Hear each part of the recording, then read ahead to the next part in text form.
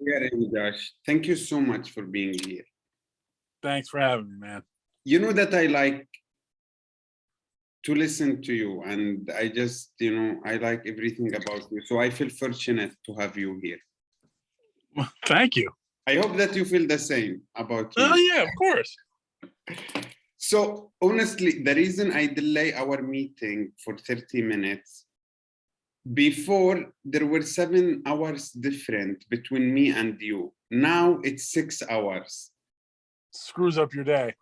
I lost all the Zooms. I come at the end and I'm like, oh, why everyone is already in so early?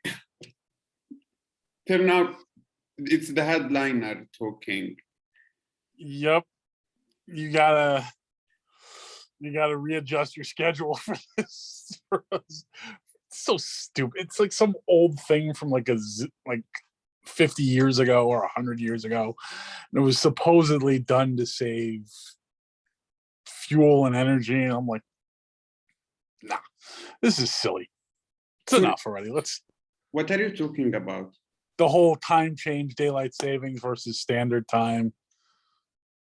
Yeah, and the whole thing that like screwed you up because of the clock change. Yeah, but I have no idea where did it come from. You were talking about something from the 90s. I was telling you where it comes from. It was something from like 100 years ago. I forget what the reason they did it was. There was supposedly something with farmers and energy usage, and I don't know. Wow. So you think that there is no need to change it? No, not anymore. It was only, in fact, one state in this country doesn't do it. Arizona. They stay the same all day. They don't do it. Wow. People go, well, that's about the only thing Arizona does right. everything else about Arizona just screwed up. Arizona is there for people in Florida to go, see, there are people more screwed up than us. So are you in New York or Florida? I'm actually in Florida right now. I came back down. I had to take care of something for my father. Long story. I'm not going to get into it. We'd be here all day. Oh, I'm just don't start me. I'm burned out. I'm exhausted. New York's a mess, but then I think the whole world's a mess, and everyone's joking around like, okay, so can we make World War III jokes now? Really? There was, in fact, some newspaper, I forget where, they were like, yeah, this is all because of Putin's machismo issues. I'm like, wait, a newspaper is thinking like a comedian? That's scary. The manager is comedian. That's great. That's disturbing, but it's funny.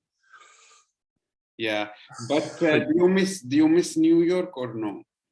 Nah, I'll be back in New York in a couple of weeks probably. We'll see. Ow! I did something to my foot before I slammed it to the door. So you slammed your foot by the door? Yeah, I was walking. I wasn't paying attention. Boom. So took a header. How often do you fuck up per day or per week or per month? How often do I've come to the conclusion my life is just one gigantic string of fuck up. Okay, I was not the best student. I went to a Jewish day school. The rabbis hated me because I was always goofing off, doodling in my notebook and reading sci-fi comics. They hated me. They would always hit me over the head. Oh my God. Oh yeah, it was like the Jewish version of Catholic school. But with like 10 times more guilt. It's like 10 times more emotional abuse. Oh dear God! Now I'm dredging up memories I've been trying to suppress for the last 20, 30 years. What do you mean? So you told me last time that you do some work with computers, or? Yeah, I do some like freelance work for a friend of mine for a real estate company. It doesn't really pay anything. The money is shit. Let's leave it at that. I'm trying to figure a way to get out of it and do something else.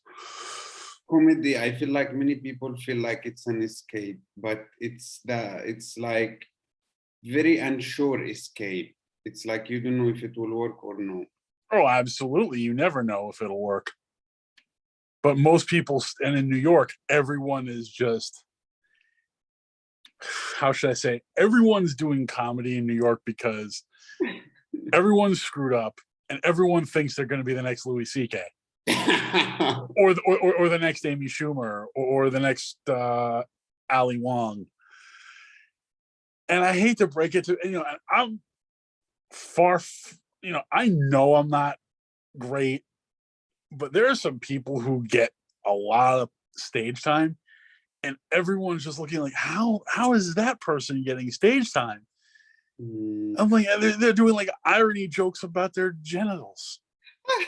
That's not funny. Your genitals do two things. You piss out of them and you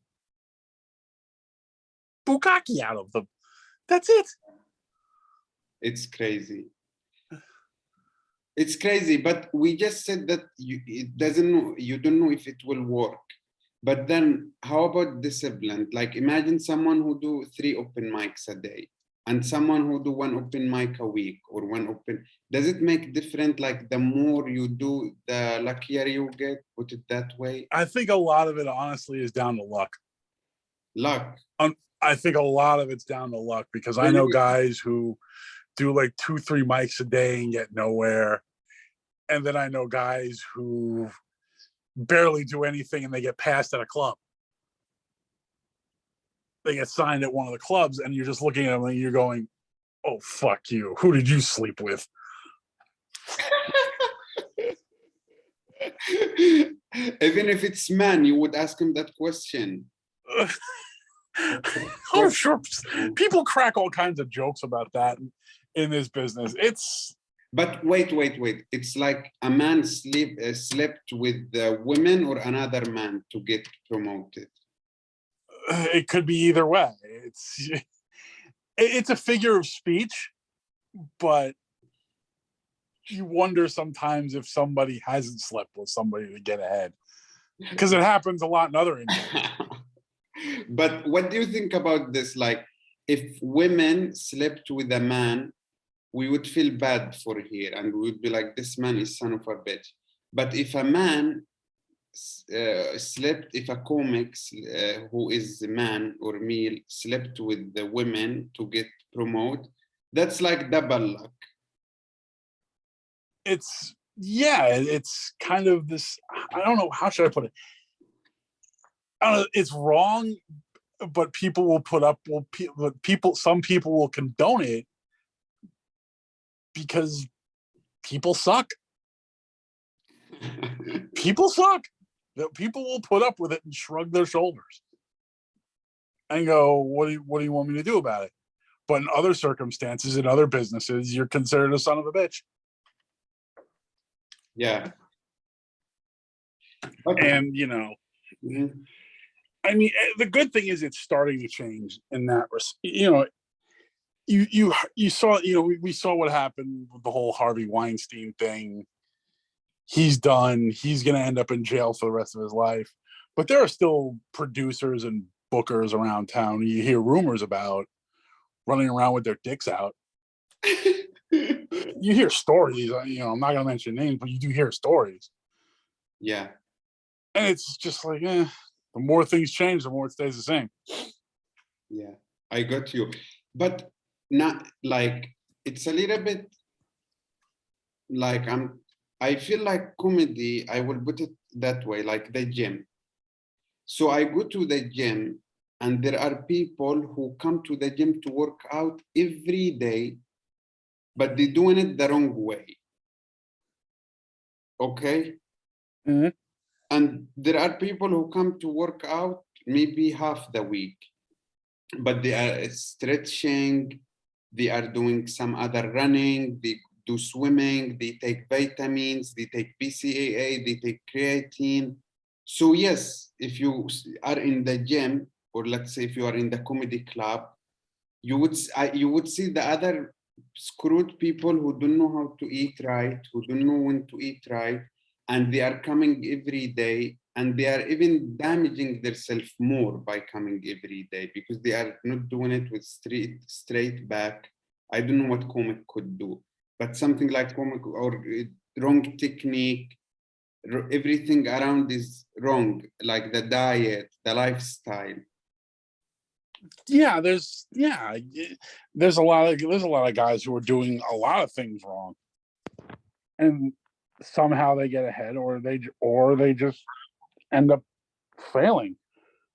Really? And then there are guys who come up with a strategy to pull it off. You don't go to every club. You don't chase after every bringer show. You don't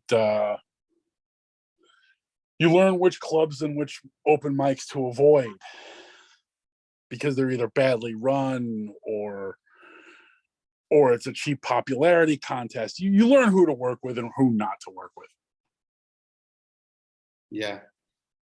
And Okay, a lot of us learn the hard way over the years. 3-4 years in, you figured out where to go, you figured out which rooms to hang out at and which ones to avoid. Okay. And by that I mean you figure like who's actually giving you feedback. Hey, you're doing this wrong. Why don't you try it this way? Some rooms you get a supportive group of people and a pretty cool producer who will give you feedback, and other rooms they just don't give a shit. Okay, I got it. How do you feel that about getting a manager? What's the first step that you feel like getting a manager is? Sorry, first of all, get funny. This is right. Like you need to be funny. You're not gonna go sure. and make people cry or bomb. You need to be, or mistakes happen, but at least be like most of your tries are funny. The second thing, is it to get manager or what to do? In New York and LA, you really have to wait until a club signs you to get a manager. And having a manager these days doesn't necessarily help, because I've realized a lot of people are getting booked without managers. They've just gotten good at self-promotion online. And that's tough. You have to become not only a good comic, but you have to become a businessman. You have to master search engine optimization. You have to do all this other stuff. So whatever you're doing as a full-time job, the comedian thing becomes a second full-time job, even if you're not on every night. Okay, I got you. I have two questions. I want you to answer both.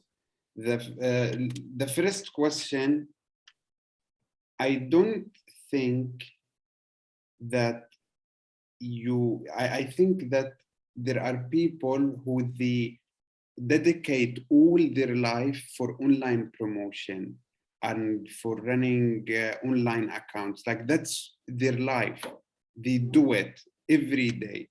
So you need one of these people, but you need to have someone that you trust. You need to have someone that you really have some good relationship with, not gritty. Because if you wanna do comic full time and you wanna be great at comedy, you cannot be great also at, like, there are people who spend more time on advertising and on online search engines, so they will always win. So I think that you always need manager, but you need to find someone good. What do you think? You got to find someone good and someone you trust. The other thing is, but a lot of people tend to avoid it now because of all the digital marketing that they can do themselves. Because traditionally, the manager would take a cut of whatever you made on stage. And today, that's almost more. You're burning more money than it's worth sometimes, unless you really are getting good and getting the good road gigs. A manager is a good idea at some point, but probably not for a few years yet. Okay. I don't know what's the manager job, but I think that digital marketing, you as a comic, you cannot be great at digital marketing and great at comedy. You need someone who is dedicating his life to be digital marketing. People go to study. People do it every day. They do research. So you need someone who is more skilled than you. You understand? I'm And trying you to clap with one hand. understand what you're saying. You can clap with The two problem hands. is you're going to have to pay for it a lot. No, what if the result will bring you more money and fame? If it works, great. But That's a lot of why people just can't afford it. That's the unfortunate reality of it. human people, like, they have to pay rent, they have to pay their life, and the manager wants it. It's just one more bill that you have to pay each month on top of your rent, on top of whatever else you need to pay. Getting a manager is something, it takes a while. It's part of just a long process. It's worth it, but it's just a long process, and you have to accept that going in. That's why it's interesting for me to do this podcast now. And hopefully, if I make it as comic, I mean, like, I go through this because now me also, I don't know, is it better to get manager? Should you compare whether the manager, if you have manager, he will bring you more work and you will make more money, or because you will bring the manager, he will bring a little bit more work and he will take, like, you would make even more money with less work without paying the manager, and you will spend less time. You feel me? Yeah. So, or maybe you should think about it other way, like for the long run. Maybe if you have manager, yes, now you will make less, but in the future. So I really don't know, and that's why I love to do this podcast, because now I don't know, but I believe that I will find out one day. Oh, you'll find out when you get over here. But it's just everyone's going to do it differently. Everyone's just going to do this differently. There's a lot of paths to pull this off. It's crazy that everything about comedy is uncertain, like how to where you bring your material from, how to write them, where to go, is it going to happen, are you going to be funny, manage. Even in the business side, it's very uncertain. You just have to be good at a lot of things beyond just being funny. I got you. The days of, I guess part of the reason people don't necessarily go for getting a manager is they'd rather just try to promote themselves online because it's easier and it's cheaper. Doesn't cost a lot of money to put up a YouTube page and just put out content. I got you, but trust me, if you, yes, we talked about it, that it's not worth it, but if you start to make money and you invest on people who have knowledge to promote your content, it will work faster. If you can find someone who can do it and help you and not charge you an arm and a leg, it's a great idea. I've been trying to find that for a while, but everybody's just, they all want like an insane amount of money. And I'm like, no. How about talent? What's talent for? Is there like someone who's like talented, or someone who's like, I was discovered, or that's bullshit? That may have happened years ago. I don't know.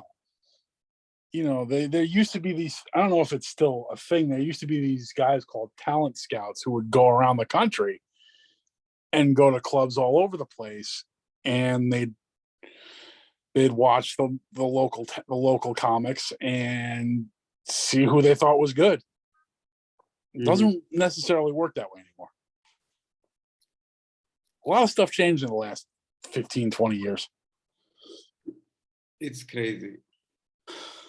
Oh, it's crazy, but look, it's not, but that doesn't necessarily mean it's bad. It just means there's going to be a lot more trial and error than there might have been at one point. That's all. Yeah, and you need to figure it out. It's just puzzles, and they are different than before, but it's puzzles always. Oh, it's always a pain. But look, you said that yeah, comedy is uncertain, dude. Life is uncertain. Turn on the news.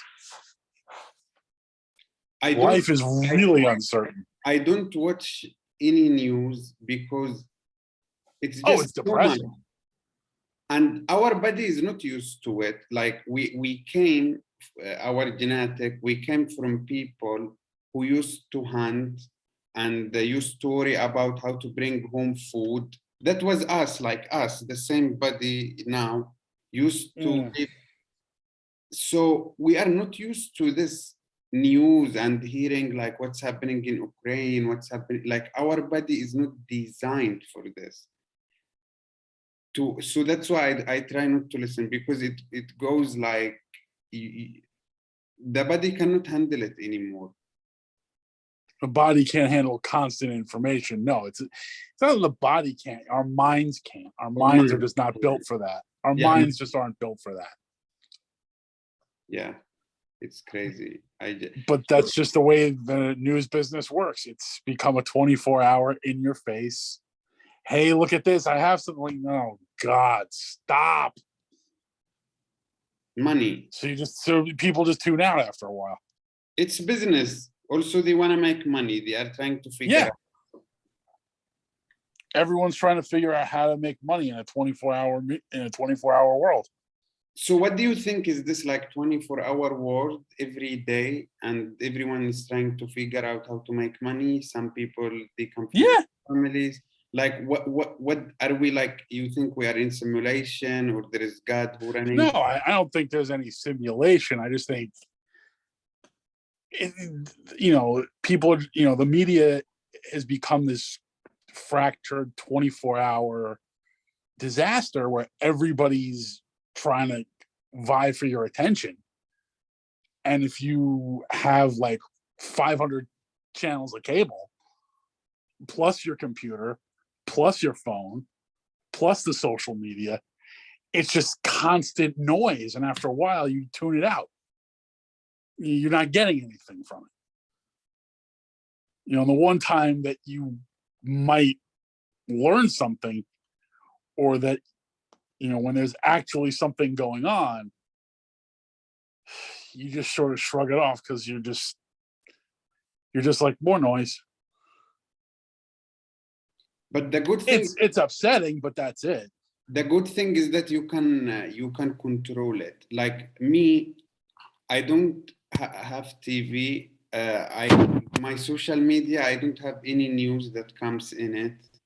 There is no notification in my phone. My phone never take my attention away or my time.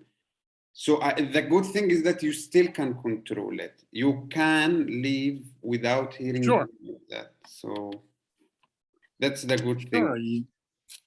It's called, you turn your phone off and go for a walk. You listen to some music. You go for a walk. You tune the world out. I love podcasts. I only listen to podcasts. That's it. No news, nothing. Only podcasts. About sports, about health, about life. You just listen to these people talking. I've been listening to just a lot of music lately, a lot of old school stuff. I just feel there is more reward from the podcasts. What do you think? Sometimes I don't even want to listen to a podcast. I just want, when I want to really tune out, I just want to lose myself in some good music, some like old 80s stuff, and just not care. To me, that's the best thing. Or if I'm home, I'll put on like some old sci-fi stuff. I'll watch Star Trek and just lose myself for a few hours.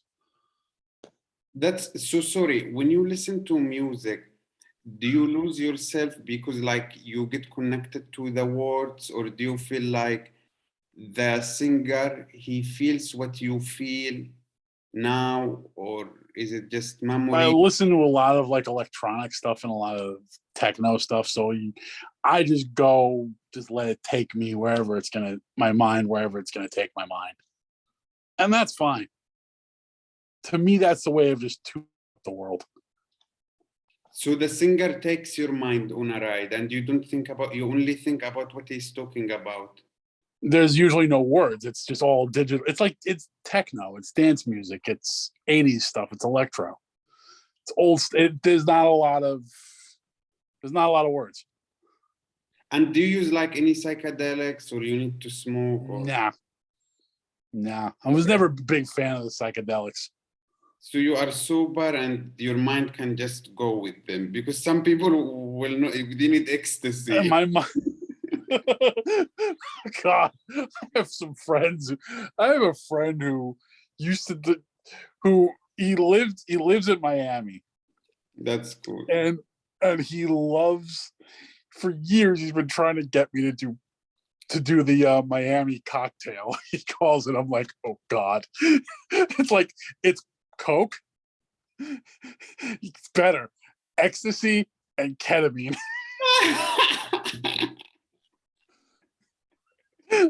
I hung out with him on my 40th birthday, and he got more messed up than I did. He fell into the hotel pool twice. Wait. So this, how to call it, mix, or he calls it the Miami Beach cocktail. Is it only for your friend, or is it popular if you speak with people there? In Miami, it's people know what it is. Wow. Miami is insane. You like to mess with psychedelics. I know you. The moment you get on this side of the Atlantic, you got to go to Miami. So people don't care about it. Take every party animal city. It's party animal city. They say if you wanna have if you wanna lose, open bookshop in Miami, because nobody reads. Some people read, but not a lot. It's a very small. There's a local bookstore chain that's actually pretty good, but most people go there for the coffee. For the cocktail. No, for the coffee. At the morning after the cocktail. What's the coffee? It's just coffee. It's just like this really strong Cuban coffee. Wow. There are too many Cubans there. There's a lot of Cubans. There's a lot of Venezuelans. Food's great. But the coffee, like you have like these little shots of coffee called cafecito. It's like a little shot. Because if you try to drink a whole cup of it, you would be flying. Human cannot sleep. It's like you wouldn't sleep for 3 days. Oh my God, I don't want to mess with this stuff. It's like so I just get one quick shot of this stuff. It's great. So, but it's the strongest coffee you'll ever drink. I get so hammered this weekend. Like I don't know, like I like about alcohol that it tricks you. Like you kind of start drinking, but then you get to one point where you don't know what you did, or like you take photos and you are like, when did I take this photo? Do you go to this like next morning? I've had nights like that. My 40th birthday weekend. The whole weekend was like that. Like it's crazy how and the scary thing is, the scary thing is my friend got more messed up than I did.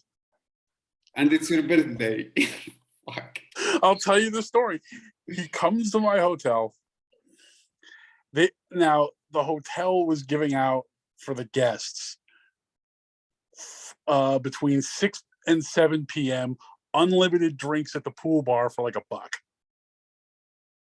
So if you drink unlimited drinks for $1 a piece. How do they make money out of that?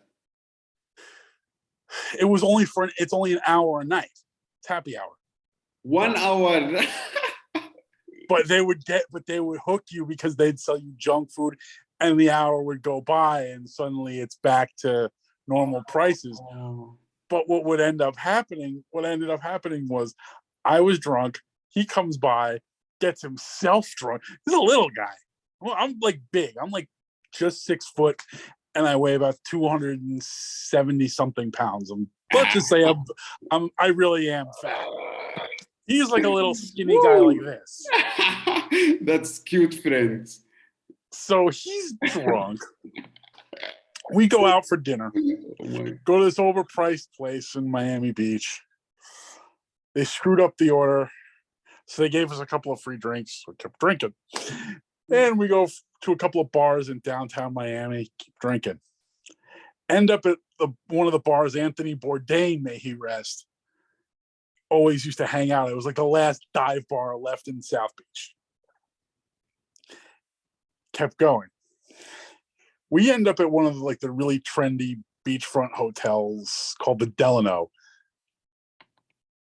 right in the middle of South Beach. It's 4 a.m. at this point. We're drinking. He's like, let's go check out what's going on in the pool. I'm like, dude, it's 4 a.m. He's like, this is Miami. I'm like, bullshit. We go to the pool. There's a bar at the far end of the pool. They got people dancing in the pool. My buddy starts trying to mess with it. Has another drink, falls in. I have to jump in, pull him out. Falls in again. I'm like, that's it. You're done. I drag him to the bathroom. The bathroom attendant's trying to hit on us. Oh, and it's like 5, and it's like 5, almost 6 in the morning. I'm like, that's it. You're going home.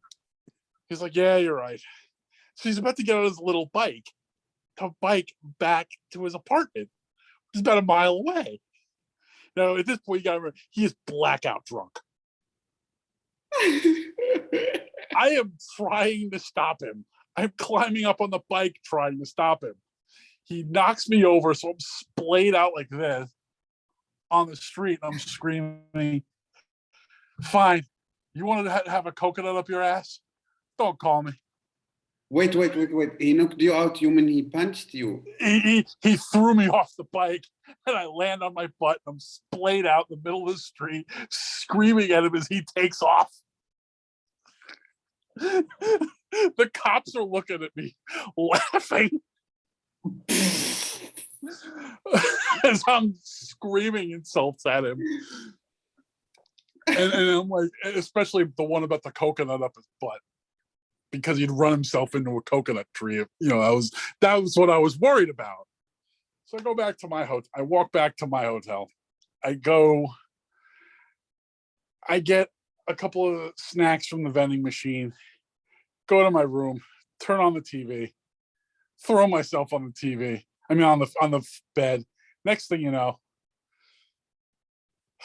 phone beeps. It's my buddy. He's texting me. It's like, I'm home safe, having a nightcap. I'm like, what kind of nightcap? And in the back of my mind, knowing how he's like the ultimate Miami party animal, would constantly be doing blow. I text back, what kind of nightcap? A couple of lines of blow. I'll see you later. I was like, you fucking freak. Oh my! The cocktail. Do you sniff it, drink it, or eat it? What you? I think it's like, I have no idea, but like the cocaine you would sniff, and the other stuff, I guess you take a pill. Wow. So yeah, that makes sense. What? You're talking to a guy who mainly likes to drink and No. smoke pot. That's it. You did good answer, man. Like, you would sniff the weed and you just throw 2 pills to your mouth. You get into and he went, and just to mess with him that day, I was like, I went over to his apartment later. I was like, let's go clubbing tonight. He's like, fuck, I'm out of blow. Oh, dude, those clubs in Miami, they make the clubs in Ibiza look like a joke. Wow. There's one club in Miami that is like notorious. It's called Club Space. It runs 24/7. What? Yeah. and busy 24/7. Uh-huh. Miami is basically, What the fuck? That's like no seasonal. People don't fuck around. oh, no, Miami, when they party, they go hard. You gotta see Oh, the videos from spring break down here. They got people partying in the rain on the beach in Fort Lauderdale. woo. That's You know what great. when I was a kid, they used to call Fort Lauderdale Fort Liquordale because of all the spring break partiers. Okay. There was something a couple of years ago in Miami. They had guys they had a spring break party that got so out of control when they sent in the cops couldn't get out of their cars. They were jumping up and down on the fucking SWAT trucks. They were partying on top of these massive police vehicles because the cops couldn't do anything. You could do too much about it. Too much about you and your friend, and These guys in Miami, they party like I went to college with a bunch of lunatics and we used to drink a lot when I was a college guy. This is nothing. I mean, that's like nothing. This is insanity. Yeah, for me it's the first time to hear this thing, so I feel like I'll set when we're done, I'm gonna send you some videos of. Yeah, You ever hear the Ultra Music Festival? bro, like, don't talk to me because I'm in an island that there is only 2 bars and they are empty 6 months of the year. Nobody is there. There's a the Ultra Music Festival is like the biggest electronic dance music festival anywhere. It started in Miami back in the late 90s. They set up these sound stages in a park on the edge of the city that's right in the middle of downtown on the edge of Biscayne Bay. So you have all these skyscrapers and yachts and the hotels and the cruise ships all around you. And it's 3 days of the craziest club music insanity you've ever seen. Wow.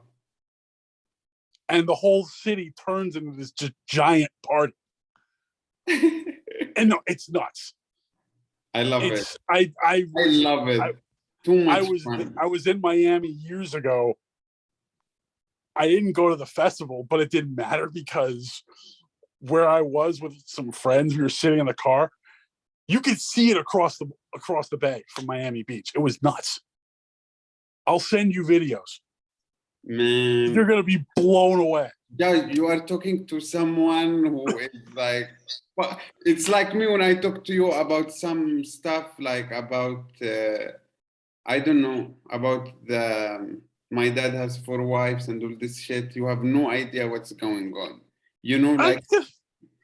I'm laughing because I think it's funny when you talk about shit like but that. But if you talk about this shit too, I will be laughing, and it's good. Like, you are giving. I mean, shocking. Like, I would say I would enjoy more listening to your stuff than my depression stuff. Like, it's shocking. I never heard about them, but it's also like makes me go crazy. Like, I love this stuff. I feel like that's what life's about. Oh, sure. I mean, I'm still trying to figure out how to talk about this girl I tried to date years ago, who I was set up on a blind date with, and it was fine for about a month. Then she wanted me to do this weird bondage leather thing, and I was like, no. She got pissed, didn't talk to me for a week. She's like, all right, I overreacted. Come over, I'll make dinner. Go to her apartment. Next thing I know, I'm passed out. And I wake up, and she's standing over me. I can't find my pants. And she's trying to get her pet hamster to go all over me. I'm like, ah! She's like, ah! I'm like, oh no. I'm like, she's like, I'm gonna get the hamster in your butt. I'm like, no, you're not. I found my pants and I ran screaming. And to this day, no one believes that she tried to get a pet hamster up my butt. Even this producer I know in New York, he's like, change the story because you'll never be able to sell it. He's like, say you woke up, she's on top of you with the punching holes in the condom. She gets in your face and screams, "We're gonna make babies." And that's when you ran screaming from the apartment. That's talking about dating. What do you think is right? Like, do you think that relationship should be married, or do you think people should be in open relationships, or do you think people should married, or you think that anything that makes you happy is the right thing? Anything, even Anything that makes you happy is the right thing. I happen to think marriage is bullshit because I look at my friends who are married, and to a person across the board, no matter the religion, no matter where they're from, they have this look in their face that says, I made a mistake. I'm miserable. I hate my life. Why did I punch out these stupid freaking kids? But Josh, as we just said now, I think what makes you happy is the right thing. Like, there are people who are married and the look in their face would say different than, or no? You don't Oh, think? if you're happy and you're married, great. But statistically, most people would rather just be in an open relationship, or just be friends, or just date, but So not you think get that's married. healthier? You think that's healthier if it makes you happy? It's healthier if it makes you happy, but I'm beginning to think, given how many people, I like one of my friends has already been married and divorced. So what makes you happy, do it, but you think that being friends is more like of a right choice? It's more, I think it's just, Logical, or what? yeah, it's more logical. Marriage is just, ugh. It's like, we're going to be together forever until one of Oh, us dies. no, God. It's like, who's that guy coming into the room? Oh, that's the priest. Put this ring on. Why are we doing this? Tax purposes. Yeah, we're gonna be together until we die. So you're like, when they gonna die? Then you wait. No, so Judge, I wanna ask you. So you are like waiting for. So you get married. So you wait for them to die. Anyway, what I wanna ask you is, some people believes. I'm like, whatever I tell you now, I want your opinion. I'm not telling you something. It's maybe wrong. That when you are in one relationship, it's healthier for the mind and the heart. And you know that, okay, I'm with this person. But when you are in open relationship, like, you might have sex with one girl and you feel like you click more than your girl. And jealousy comes in, headache, this texting you, like, some people, they don't want to waste their times and the emotions, and they don't want to, like, more drama. But when you are with someone, the right person, and if it makes you happy, if it's the wrong person, better be in open relationship. But I'm telling you, if it's the right person. So what does Josh I would thinks? I'd go for the open relationship. Sorry. I find everybody who's married, there's too much tension. Even with watching my family, I'm like, there's too much tension. Too much tension. This is not healthy. I think open relationships are just more natural. Because I think we're just built to You fuck. mean we are I like think the human species is just built to fuck as much as possible, as with as many people as possible. I really believe that. wow. I really believe that.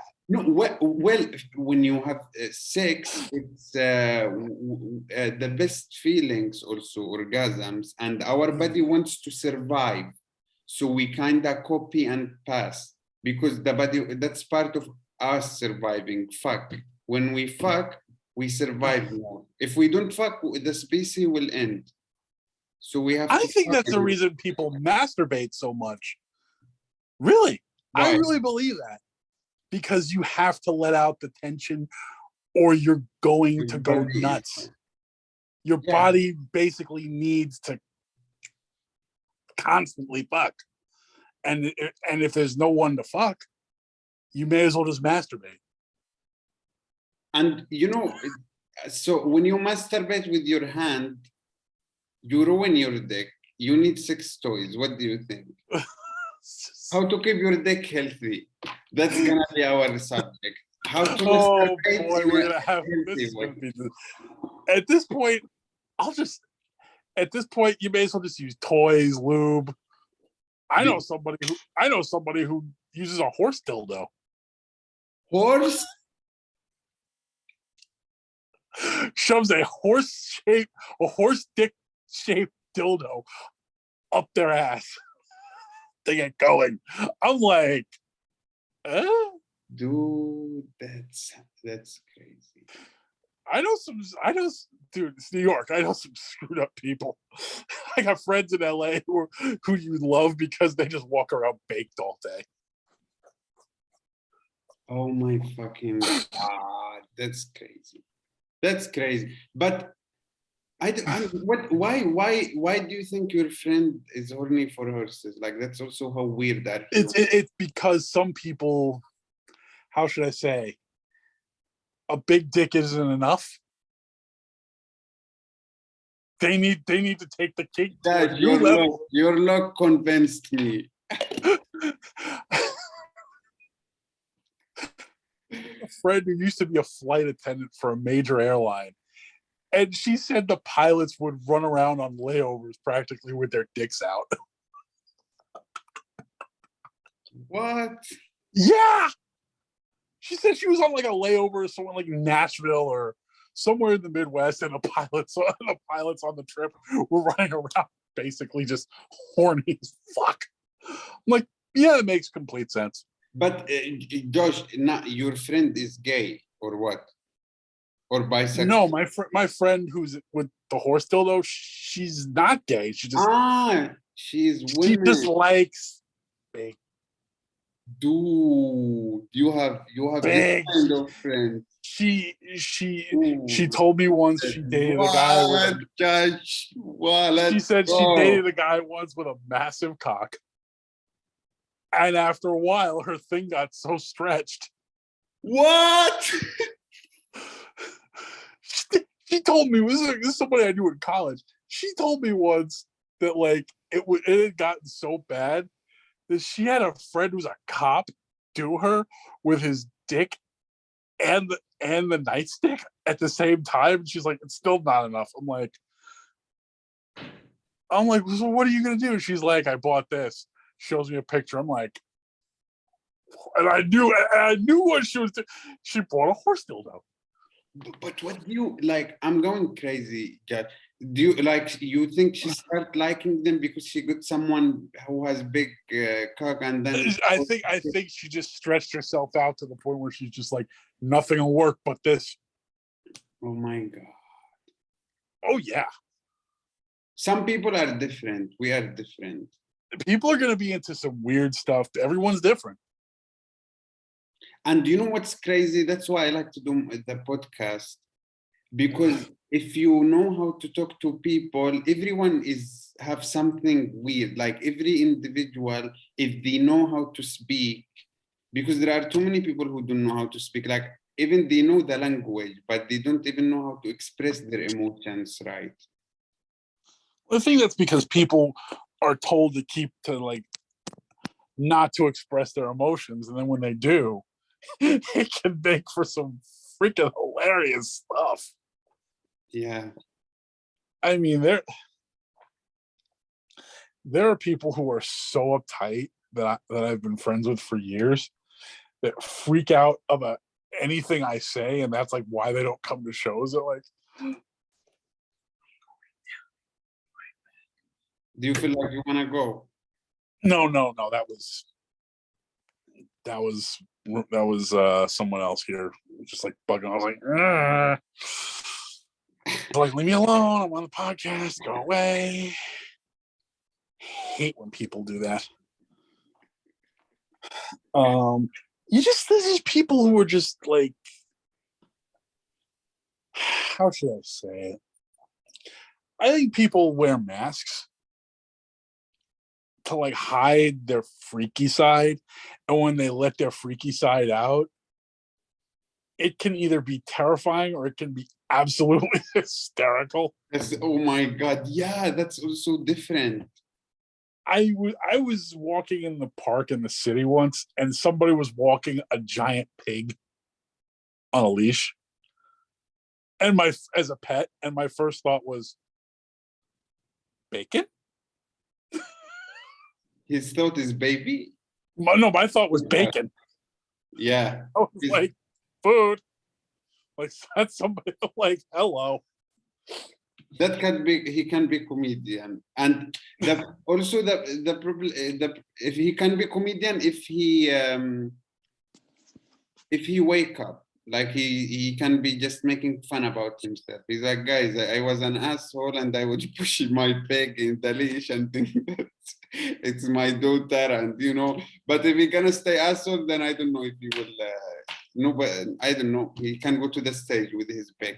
But what I'm trying to tell you is, also when people tell you, you start to have different view to them. You rather like them more or less. You like, we feel connected more or less. I think we connected. Yeah. Josh,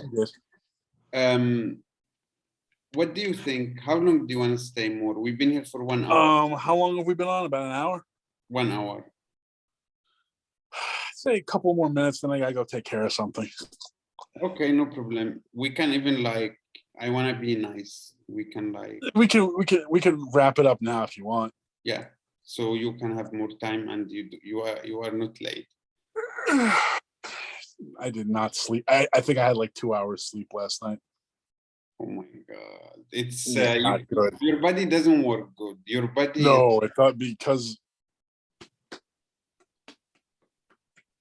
it's like we are like car or something, like you are now with like very low battery. You are like empty. It's not even good for the machine or for you. I feel it.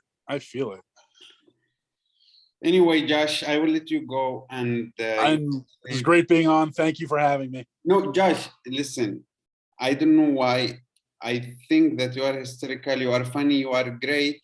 And every time I know you more or talk to you more or see you, you always exceed my expectations. So you make Considering I don't have much expectations for myself. I mean, look at this thing. It's like, No. But now you make me feel that I always make the right choices when I judge people. So I want to thank you for that.